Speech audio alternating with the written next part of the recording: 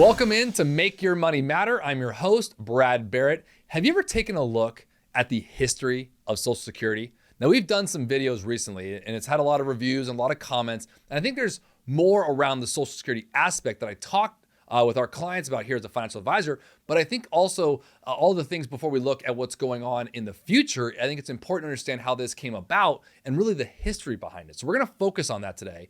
But before we get started, make sure to smash that subscribe button, hit the notification bell so you don't miss a single episode. All right, let's get into it. We got to start out here with October 29th, 1929. Now, I'm setting the scene here, friends, okay? The US stock market, as many saw in history, collapsed that day. It became known as Black Tuesday. And basically from 1929 to 1932, the Dow Jones Industrial Average fell by an astounding 89%. And it, by the way, really didn't fully recover until the early mid-50s, or nearly 22 years after the Great Depression. Okay, so it was the most prolonged and deepest economic downturn we've seen in US history. I don't need to go into the details, but millions of Americans lost everything, were thrown into poverty. I mean, few had money to spend. And honestly, if you look at the history of it, the US economy slowed to basically a snail's pace while unemployment skyrocketed. There were no Social Security measures or safety nets for really two classifications of people that I think are really important: the elderly and the sick. Now, this famous playwright, Tennessee Williams, once said, "You can be young without money, but you can't be old without money." Now, enter Franklin Delano Roosevelt. Okay, remember, 1932, FDR was elected president of the US. Now, this is at a time when America was in the depths of the Great Depression, and Roosevelt's New Deal legislation provided a roadmap to pull America out of her depression. Now, an important note in Roosevelt's New Deal legislation was the 1935 Social Security Act. This is where we're going to begin today, okay? The program began as a form of social insurance at a time when poverty rates among America's senior citizens exceeded 50%, 50.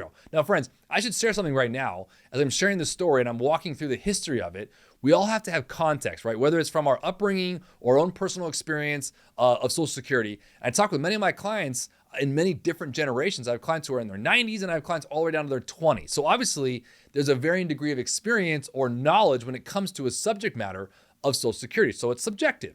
But understanding why this all started, I think matters. So that's what I want to share today. So let's make sure we remove our biases for a second and just understand the concept here, because I want to restate this again. America's senior citizens poverty rate at that time, when the New Deal was constructed in 1935 for the Social Security Act, was exceeding 50%. Now, of course, as we all know, over the many years since Social Security's inception, the Act's provisions have been repeatedly amended to reflect what we feel our country's contemporary economic and social conditions are.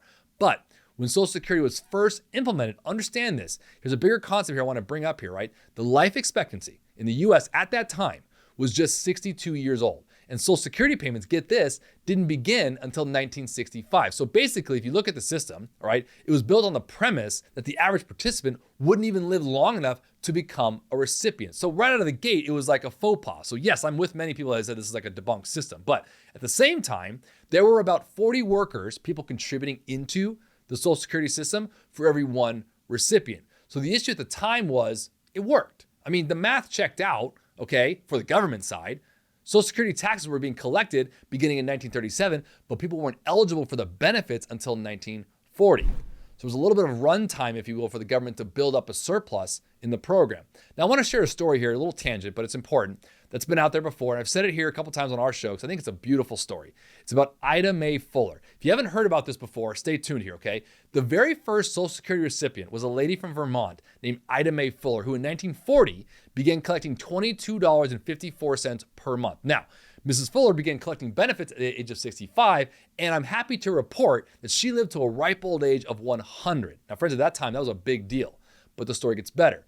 Mrs. Fuller only paid into the system for 3 years. She received 35 years of benefits, and I did the math on this, okay? For 35 years, she received $22,888 in her account. Talk about your return on investment.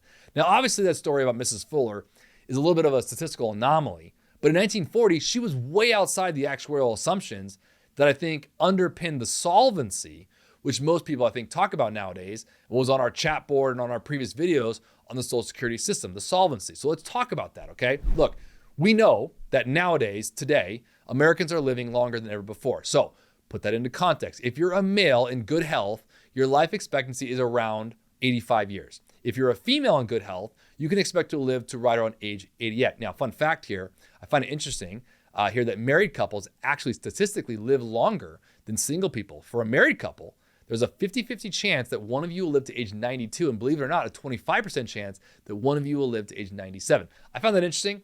For any of you are married people out there, as a happily married man myself, I thought that was a fun anecdote. I think it's great. Now, to bring a financial advisor's point of view into this, when I meet with new clients and I talk about this, and we've done a few shows on this, as you guys have seen and commented on, and I comment on this one too. It's good to keep this dialogue going, but this is really where the rubber meets the road when it comes to your specific design as it relates to Social Security, because the history of it is just the history of it, right? I think it's important to know where we've come from and why it was put in place to know why it's still currently here. Now, obviously, as I mentioned, the adaptations we've had to make it more contemporary based on the years since our country's grown quite a bit in the past 90 years or so since this thing was put in place. I agree.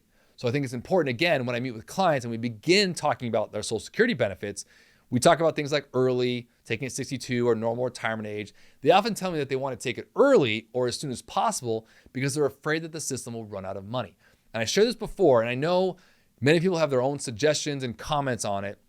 And you can leave your comment here too, because it's good to keep this dialogue going, as I shared. But listen, they're essentially people, what I've noticed, they're afraid they'll be left with nothing right now. And I don't necessarily want to debate the merits of the rationales here, because that's for you guys and for all of us to kind of discuss on a one-on-one basis.